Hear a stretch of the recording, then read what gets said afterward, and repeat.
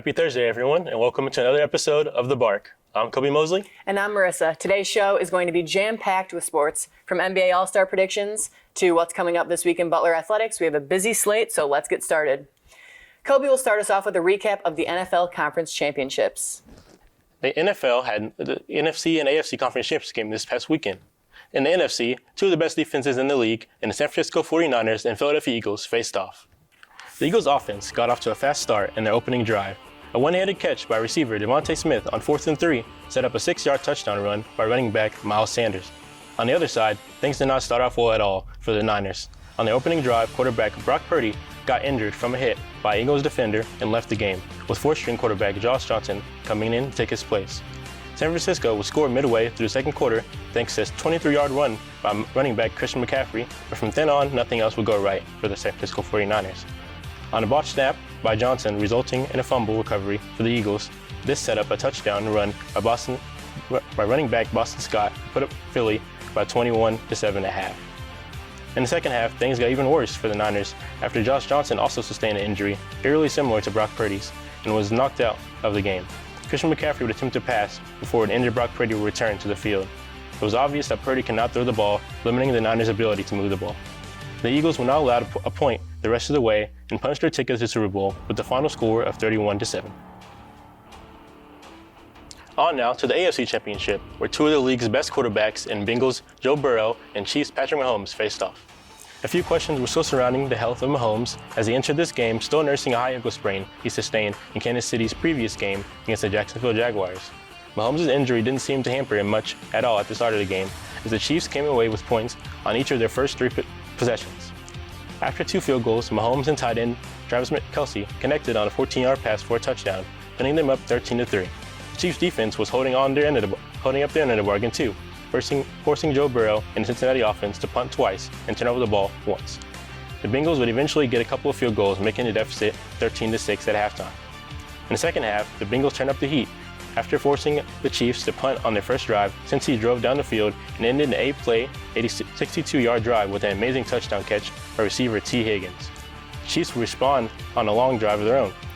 After Chiefs head coach Andy Reid successfully won a challenge that receiver Marquez Valdes-Scantling did in fact extend for a first down, Kansas City would go on to score 3 plays later on another passing catch from Mahomes and who else? Valdes-Scantling, making the score 20-13.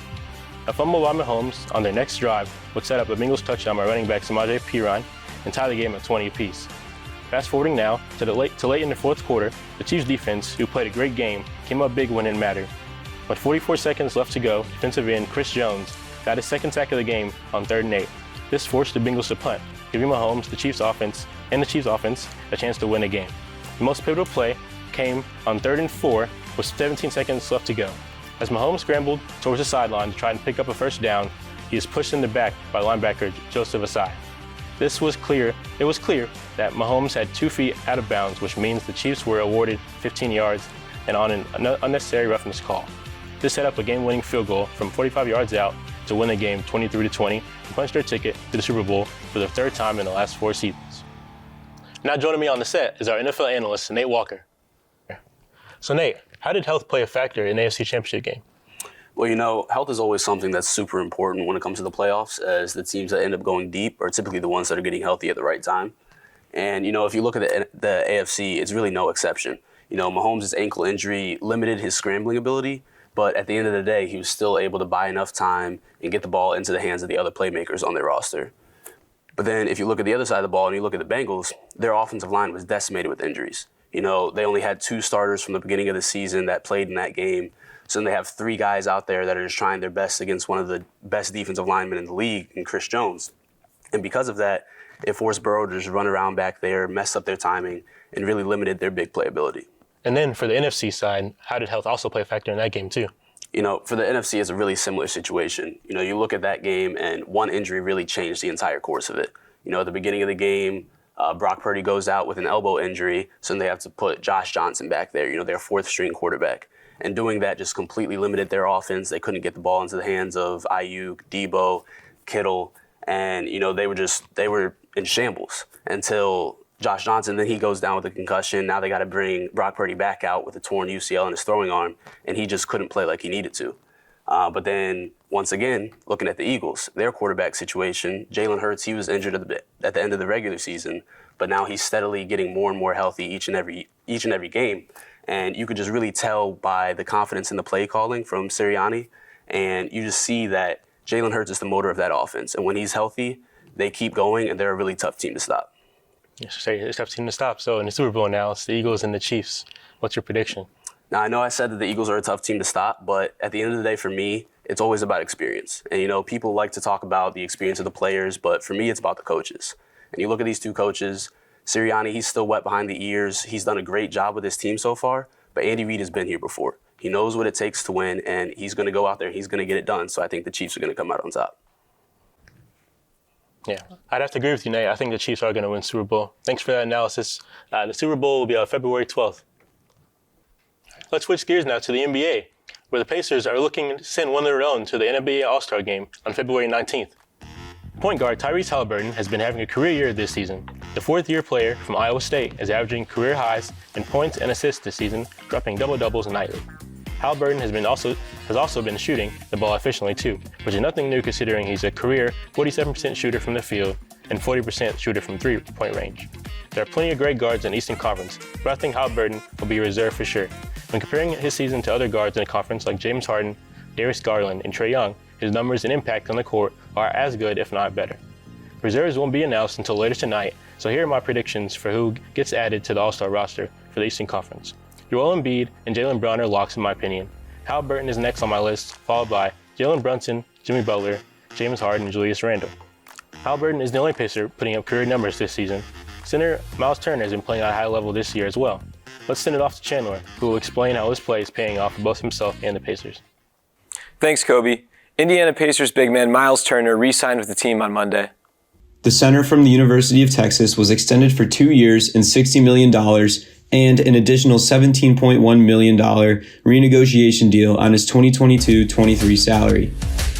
This $17.1 million renegotiation deal is the largest renegotiation deal in NBA history. This will add on to his $18 million salary this season. With expectations of a low production year, the Pacers were expected to trade Miles Turner by the end of the season. However, with the unexpected emergence of young guard talent from the likes of Tyrese Haliburton and rookie Benedict Mathurin, and an extremely productive first half of the season from Miles Turner, the Pacers decided a re-signing was necessary for the center position. Turner is currently averaging a career-high 17.5 points, 8 rebounds, and 2.5 blocks per game. He also has a career-high in field goal percentage at 54.5% and three-point field goal percentage at 39.1%. A two-time NBA blocks champion, and his new contract should be plenty of motivation to continue that. The Pacers currently have the 7th most cap space in the NBA and could have up to 3 first-round picks in June to continue to build. By re-signing Miles Turner, the Pacers are making an aggressive move to put the team in a winning position. They are making a smart move by investing in young talent, relying on their current stars, and having a perfect situation to draft star rookies. The Pacers should be after Villanova freshman star Cam Whitmore in the draft. At 6'7", the young guard would complement both Haliburton and Mathurin in a big guard-dominated league. The Pacers should also be aggressive in free agency. Specifically, they should target a star in the forward position. Experts predict that the Pacers will either sign Matisse Thybulle of the 76ers or Grant Williams of the Celtics to complement their newly signed big man. Pacers fans should be excited about what the future holds with Turner's re-signing with the team. With Butler 360, I'm Chandler Hart. Thanks, Chandler. Butler basketball has been on a rough patch these past couple of weeks. The men's team looked to break their 4-game losing streak, while the women's team looks to break their 5-game losing streak. Both teams are nearing the end of conference play and are looking to gain a few more wins. Butler cross country and track and field proves their success this past weekend at the IU Relays and Illini Challenge. Several athletes recorded their personal bests. Senior Nikki Eza claimed the top spot in the women's indoor pentathlon, recording over 4,000 points. Along with Eza, Jesse Hamlin made his mark at the IU Relays with a personal best while also shattering the school record. Hamlin ran the 800-meter dash in 1 minute 49.21 seconds. Now I'm going to send it to Corey for the rest of the men's and women's basketball season outlook. Thanks, Marissa. Now on to men's basketball. The Bulldogs have 4 games out of their last 7 in the year. The Dogs aim to end the year on a strong note and can potentially jump up a couple standings in the Big East tournament. Key players for the Butler Bulldogs are Chuck Harris, Manny Bates, and Jaden Taylor. With Manny coming back from an injury, it should be pretty good for the Dogs, and he should help them, on the boards and kind of the offensive end. Chuck's a great scorer and been really good at point guard so far this year, and Jalen Taylor's just an all-around good player. The Bulldogs have a big game against Xavier coming up, and it's obviously a rivalry game and can be an easy one to win. DePaul and Georgetown are also on the schedule later in the month, so should be another couple wins as well. Now on to the women's team. The Lady Bulldogs have made big strides from last season. They have some winning games coming up that could potentially help them get an NIT bid. The Bulldogs could also jump up a few spots in the Big East standings as well. They are currently sitting 10th and could slide up into the 8th or 7th, depending on how they finish the year. They have some key games against Xavier coming up, along with they go to Seton Hall and Providence that they have chances to win. Some key players for the Bulldogs are Sydney James, Anna Mortag, and Rachel McMoore. From watching their games this season, if they can all score in double digits, they give their team a chance to win. Thank you, and now to Marissa. Thanks, Corey. The Butler Athletes of the Week are Allie Carmichael of the women's swim team and Nikki Eza on the women's track and field team. Carmichael had herself a senior day at the 14th Annual Butler Invitational. She was named Swimmer of the Meet. Carmichael was a top finisher for the BU swim team and contributed to their 4th place finish overall. She recorded her best time in the 200 freestyle while also contributing a top time in the 200 breaststroke. Nikki Eza exceeded expectations at the Illini Relays. Eza competed in 5 different events, finding herself a spot at the podium on several of them. She placed first in shot put, first in long jump, and first in the 60-meter hurdles. Nikki Eza's performance this weekend broke the Butler record in the pentathlon, with a score of 4,006. Eza currently holds 4 records within the Butler track and field team. That's it for Athletes of the Week. Now to Brody for the top 3 moments in Butler sports. Thanks, Marissa. We start off this week's segment of the top 3 moments in Butler athletics with Butler women's basketball star Shea Frederick. Frederick was chosen for the 20th annual So You Want to Be a Coach program. This esteemed program helps players increase their understanding of coaching in women's basketball and allows them to apply their skills on the hardwood. Not only that, the program helps raise awareness towards succeeding in the profession of coaching, allows players to connect with coaches, as well as bring about the prominence of interested players looking to coach in the future. In order to be chosen, candidates must be in their final year of eligibility in basketball at a 4-year university or have had to graduate in the past year. Only then will the Women's Basketball Association and partner We Coach be able to choose their new members. Now, taking a look at Frederick's season thus far, she has been averaging 4.2 points, 2.2 rebounds, and 1.7 assists in her 10 matchups. Congratulations, Shea. Next, we head over to the Butler women's tennis team as they took on Bowling Green this past Saturday, and the Bulldogs beat the Falcons in convincing fashion, winning 6-1. In the first doubles matchup, the number 1 pairing of Natalie Bosing and Chase Metcalf dominated the court as they swept their opponents 6-0. The number 3 duo of Nora Balthazar and Jordan Schrilkraut continued the trend of sweeping their opponents, and their number 2 duo teammates Veronica Brewing and Delaney Schruhammer went on to win their match 6-3. The singles matches had 5 Bulldogs take-home victories, as Bosing was able to win at the top spot in a 6-1 victory. Schruhammer, Balthazar, and Emma Bevan won their matchups at the number 3, number 4, and number 6 spots in straight sets. Katie Bevan was able to earn her point in a third set tiebreaker, 10-2. Butler looks to travel to Cleveland State in their next matchup as the Bulldogs will take on the Vikings Sunday, February 5th. Now, let's take a look at the Butler track and field team as they went on to compete in 2 different meets this past Friday and Saturday. The majority of the team returned to Bloomington for a second consecutive week for the Indiana University Relays. The rest of the team, however, went to Urbana-Champaign, Illinois for the Illini Challenge. At the IU Relays, Butler's Jesse Hamlin solidified his name in the history books at the Glenstein Fieldhouse. Hamlin placed second in the 800 meters with a time of 1 minute and 49 seconds, which broke the university record, which was previously held by Johnny Laverns during the 2016 Big East Indoor Championships.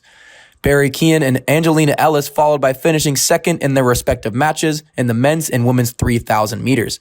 Now, taking a look at the Illini Challenge at the University of Illinois, Nikki Etza claimed first place in the women's indoor pentathlon while competing unattached at the same time.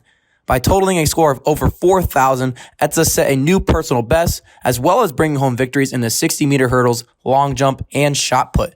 Her mark topped the pentathlon score by unattached Butler athlete Becca Cohen, who went on to win the heptathlon at the Big East Outdoor Championships. And with that, that concludes our top 3 moments in Butler athletics. Be sure to tune in next time to catch more phenomenal plays from the Bulldogs. With Butler 360 Sports, I'm Brody Bitters. Thanks, Brody, and congrats again to the women's tennis team and the track and field team. That ends our show here today. On behalf of our crew here, thanks for watching The Bark. We'll see you next week.